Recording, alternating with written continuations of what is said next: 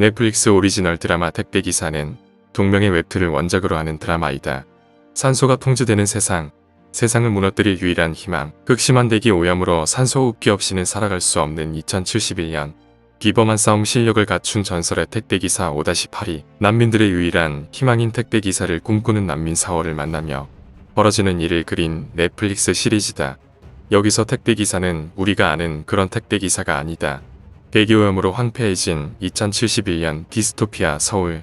인류의 생존은 이곳의 택배기사들에게 달렸다는 설정과 세계관을 가진 드라마다. 전반적으로 호불호가 상당히 갈린다.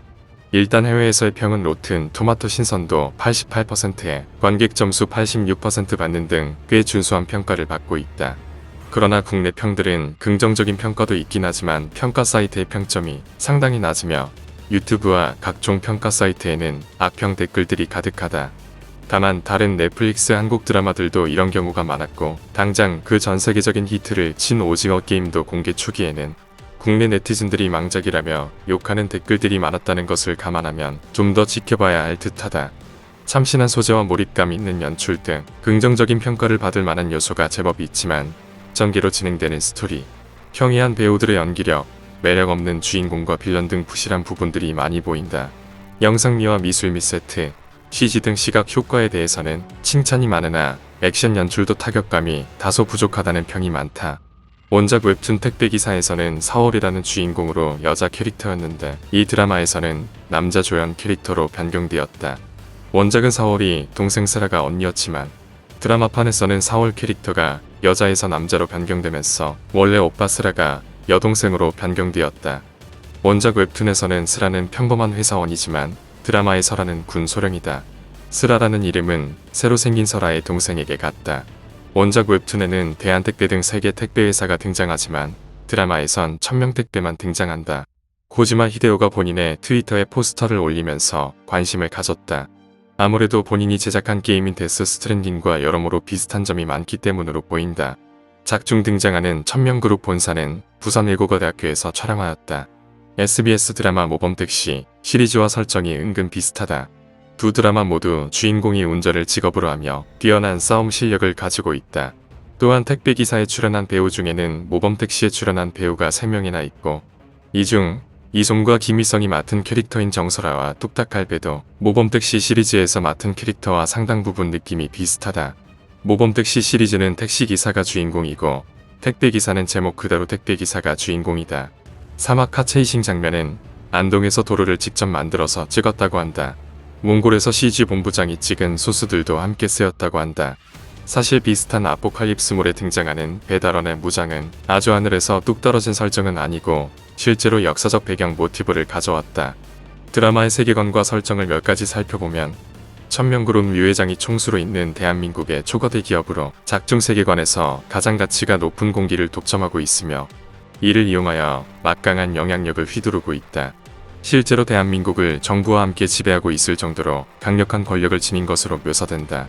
천명의 총수인 류 회장이 정부와 협업하며 평등한 관계를 이어가고 있으나 그의 아들인 류석은 현재의 사회를 천명이 만들었으니 우리가 대한민국을 지배해야 한다는 주장을 펼치고 있다. 택배기사는 세계의 공기가 오염되어 외출도 하지 못하는 작중 시점에서 산소와 생필품을 운반, 배달하는 직업이다. 거대한 택배 트럭을 몰고 다니며 소총으로 무장하고 있다. 물건을 약탈하는 헌터들이 존재하기 때문에 이를 저지하기 위함이다. 이 때문에 강한 자만이 택배기사가 될 수 있으며 불량배 패거리를 상대로 혼자서 압승하는 4월조차도 평균선에 미치지 못한다. 난민구역은 빈민가에 해당하는 구역이다. 저소득층, 노숙자 등으로 구성된 사람들이 살아가는 구역으로 4개로 나누어진 구역 중 최하위 클래스이며 가장 위험하고 허름한 곳이다.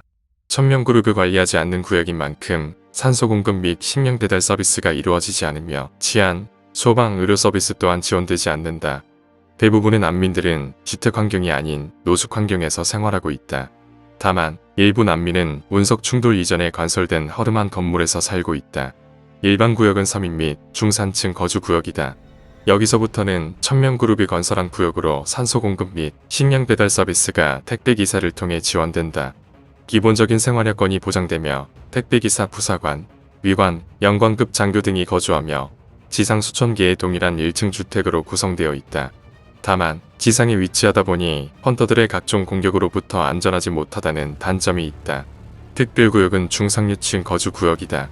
지하 5km에 존재하는 초거대 지하도시로 여러 군 시설이 존재하고 있으며 거대 스크린, 에스컬레이터 등 일반적인 모습은 백화점이나 대기업과 유사하다. 항상 청결한 환경을 유지하고 있고 외부의 환경과 헌터들의 공격을 받을 일이 전무하므로 난민구역, 일반구역과는 비교가 안 될 정도로 안전하다. 일반구역에 배달되는 건조식품이 아닌 일반적인 음식이 제공되며 일반구역과는 다르게 거주지의 내부가 더 밝고 청결하다. 코어 구역은 최상류층 거주구역이다. 대통령, 국방장관을 비롯한 고위급 정부 관리나 천명그룹 재벌 등이 머무는 구역으로 에어로드라는 초거대 산소 공급 장치를 통해 마스크를 쓰지 않아도 전혀 문제가 없다. 코어 구역이 나오는 장면만 본다면 같은 세계관이 맞나 싶을 정도로 괴리감이 심한 편이다. 외부에서는 이미 사막화가 심하게 진행되어 모두 사라졌을 나무나 강, 울창한 숲, 푸른 하늘과 구름 등 사실상 지상낙원으로 묘사된다. A구역은 천명그룹이 정부와의 협조로 새로 만들고 있는 거주구역이다. 이곳으로의 시민 이주 계획을 두고 등장인물들이 갈등한다.